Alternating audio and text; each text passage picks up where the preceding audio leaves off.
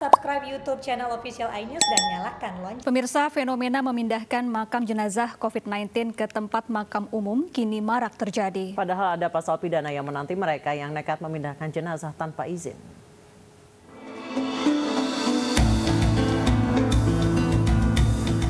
Empat belas tersangka pencurian jenazah di Kota Parepare menjalani isolasi mandiri karena kontak langsung dengan jenazah pasien COVID-19. Mereka adalah keluarga dekat almarhum yang nekat membongkar makam untuk memindahkan jenazah dari lahan makam COVID-19 ke pemakaman keluarga mereka. Sementara itu, Satgas COVID-19 Kota Parepare akan membongkar satu makam lain untuk memastikan keberadaan jenazah. Hal ini dilakukan lantaran bentuk makam yang mencurigakan sehingga dikhawatirkan telah terjadi pembongkaran. Sesuai pengamatan kami di lapangan, hari Jumat kemarin begitu dapat informasi dari Ibu Lurah, saya langsung ke lapangan meninjau langsung situasi dan kondisi kuburan. Ternyata ada 4 kuburan yang sudah dibongkar. Namun ada 4 juga kuburan yang masih tanda tanya apakah amblas ataukah memang sudah digali. Sementara di Bandung, Jawa Barat, 153 makam di TPU khusus COVID-19 Cikadut, Cimahi, Jawa Barat dibongkar untuk dipindahkan ke TPU umum. Pemindahan makam ini dilakukan atas permintaan ahli waris setelah terbukti keluarga mereka negatif COVID-19. Tingginya permintaan pemindahan makam ini membuat Pemkot Bandung kewalahan. Yang dipindahkan sampai dengan saat ini ada 153 dan itu pun sudah ada surat keterangan dari rumah sakit yang menyatakan bahwa jenazah yang dipindahkan itu negatif dan sudah memenuhi syarat yang sudah kami syaratkan. Sejak kapan ini Pak untuk pemindahan makam ini sendiri? Pemindahan itu sejak pertengahan bulan tahun 2020-an lah. Menanggapi fenomena ini, Pemprov Jawa Barat mengeluarkan larangan pemindahan jenazah dari pemakaman khusus COVID-19. Mereka yang nekat akan dijatuhi pidana. Ya, yang kuburan digali kembali itu bisa kena pasal pidana. Ya. Jadi tidak boleh dilakukan semua yang sifatnya berhubungan dengan COVID itu harus ada izin dari Satgas setempat. Kalau tidak ada itu namanya ilegal, apapun alasannya itu tidak diperkenankan. Iya, kan sudah dikuburkan kira-kira begitu. Jadi semua keputusan melakukan tindakan-tindakan yang berhubungan dengan COVID harus ada izin Satgas. Saat ini Dinas Tata Ruang Kota Bandung hanya memberikan izin pemindahan bagi jenazah yang telah lama meninggal. Sementara bagi jenazah yang baru dimakamkan dilarang dipindahkan. Tim Liputan iNews melaporkan.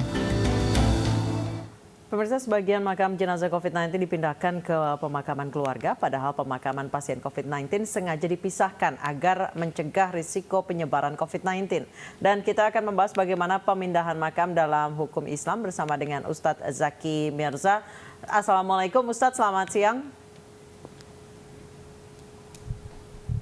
Ya, selamat siang Mbak. Waalaikumsalam warahmatullahi wabarakatuh. Ustadz, sejauh ini seperti apa sih aturan dalam Islam untuk proses pemindahan makam? Baik, yang pertama, Islam adalah agama yang sangat memuliakan bahkan bukan makhluk hidup saja, tapi manusia atau hewan yang sudah dalam keadaan tidak bernyawa pun harus dimuliakan. Itulah kenapa dalam agama Islam ada prosesi bagi jenazah, prosesi dari mulai mengkafankan, kemudian sebelumnya memandikan, nanti ada menyolatkan, baru dikuburkan. Artinya Islam ini sangat memuliakan bahkan manusia yang sudah tidak bernyawa. Termasuk orang yang sudah dikubur dalam agama Islam itu, kalau tanpa alasan yang jelas, tanpa alasan yang darurat, maka haram hukumnya untuk dipindahkan. Contoh misalnya, karena ada satu hal yang si jenazah harus diangkat, karena ada tindakan kriminal yang dilakukan seseorang kepada jenazah saat sebelum meninggal. Nah, itu dipersilahkan untuk kepentingan forensik, supaya apa? Supaya si jenazahnya ini juga meninggal dalam keadaan tenang gitu ya. Yang berikutnya misalnya, ada beberapa hal yang sudah disepakati secara aturan pemerintah, contoh seperti pelebaran jalan, kemudian ada sarana umum yang ingin dibangun, pemakamannya harus dipindahkan, itu diperbolehkan selama memang disepakati oleh aturan pemerintah. Gitu Mbak. Pak Ustadz, kemudian untuk jenazah COVID-19, banyak keluarga yang kemudian memindahkan jenazah COVID-19. Ini bisa dikatakan justru lebih banyak mudaratnya, bahkan dapat dipidana. Pandangan hukum Islam, Pak Ustadz. Betul. Seperti apa? Iya. Sebenarnya hal-hal yang saya sampaikan di awal itu kita kembali kepada kaidah ad-daruratu tubihul mahzurat. Ada kaidah usul fikih seperti itu.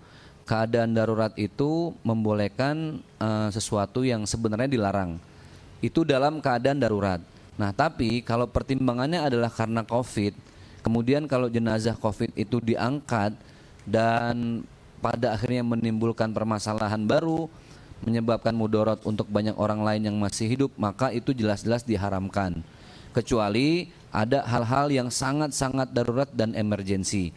Makanya saran kami, jangan para keluarga ini memaksa jenazah keluarganya yang meninggal dalam keadaan COVID untuk diangkat kembali, karena bagaimanapun kita yang masih hidup ini sekedar mendoakan, kemudian mengirimkan Al-Fatihah supaya jenazah ini diampuni segala dosanya, dimudahkan jalannya gitu. Jadi jangan khawatir.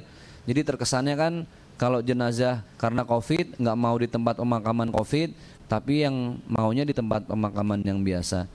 Tapi saya yakin bukan hanya sekedar permasalahan COVID untuk urusan akhirat ini ya, tapi bagaimana kita mendoakan supaya mereka diterima segala amal baiknya, diampuni segala dosa-dosanya gitu Mbak. Baik Ustadz, saat ini yang menjadi fenomena di beberapa daerah di Indonesia, permintaan keluarga untuk memindahkan makam adalah anggota keluarganya yang meninggal ketika itu masih suspek COVID.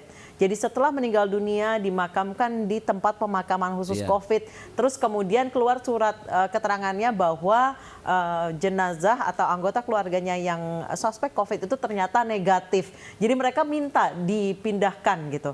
Ini kemudian menimbulkan ada aturan hukum, kemudian merepotkan juga untuk para penggali makam yang saat ini memang sangat disibukkan karena memang tingginya angka kematian karena COVID.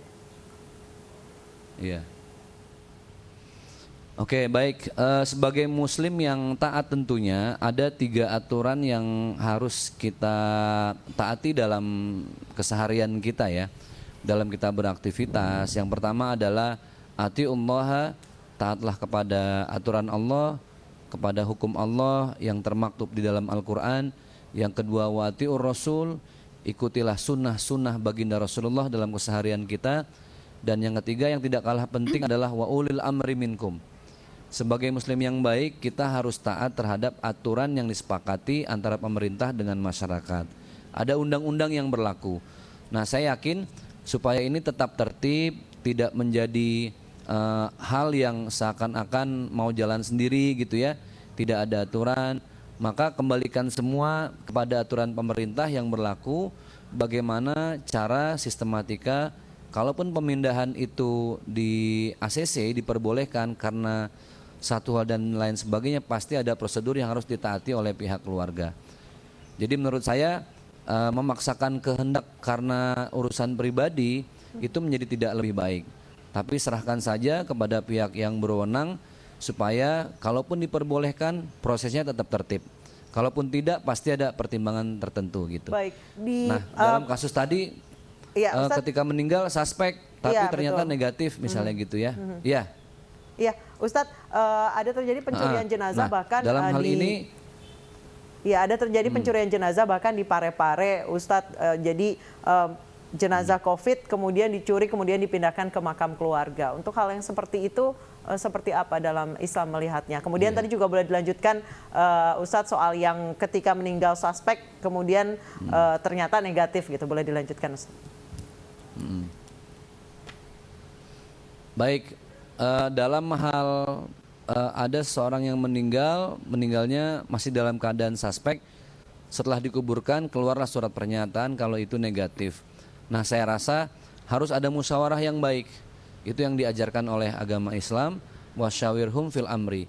Bermusyawarah dalam segala urusan, dalam segala perselisihan. Kalau memang ada itikat baik dari keluarga, coba diajukan ke pihak yang berwenang supaya tidak jadi mudarat. Dan menurut saya juga yang lebih baik ketika pemerintah atau pihak yang terkait dalam perkara-perkara hal jenazah yang ternyata memang negatif padahal sudah dikuburkan di TPU khusus para korban COVID, ini harus dipertimbangkan bagaimana kalaupun ada proses pemindahan tapi tetap menghargai dan memuliakan tubuh dari jenazah yang sudah dikuburkan tersebut gitu. Kemudian masalah tadi ada pencurian jenazah COVID. Ya, dilanjut Ustadz. Ya, gimana Mbak? Dilanjut Ustadz terkait pencurian jenazah COVID. Ya. Dalam hal tadi ya pencurian jenazah COVID, saya rasa gini, kita sebagai muslim yang baik jangan hanya memikirkan kemauan kita sebagai keluarga yang ditinggal ya. Yang harus kita pikirkan adalah bahwa saudara keluarga kita yang sudah meninggal, bagaimanapun mereka perlu ketenangan. Jadi saya rasa penyebab meninggalnya apapun, yang terbaik buat kita adalah ketika kita tetap mendoakan sambil berusaha. Mana tahu kalau betul-betul ternyata jenazah itu negatif COVID, kemudian dapat izin dipindahkan, itu kan nggak lepas dari usaha kita. Ikhtiar harus, tapi jangan sampai nanti kita menyalahi prosedur, apalagi sampai mencuri gitu ya. Ini kan kalau udah urusan mencuri, kita udah nggak mikirin jenazahnya lagi. Yang penting bagaimana jenazahnya bisa dipindahin. Nah yang terbaik adalah ketika ada pembicaraan, ada musyawarah antara pihak keluarga dengan pihak yang berwenang supaya ketemu satu mufakat, ada benang merahnya. Baik, terima kasih Ustadz Zaki Mirza atas pencerahannya terkait pemindahan makam jenazah COVID-19.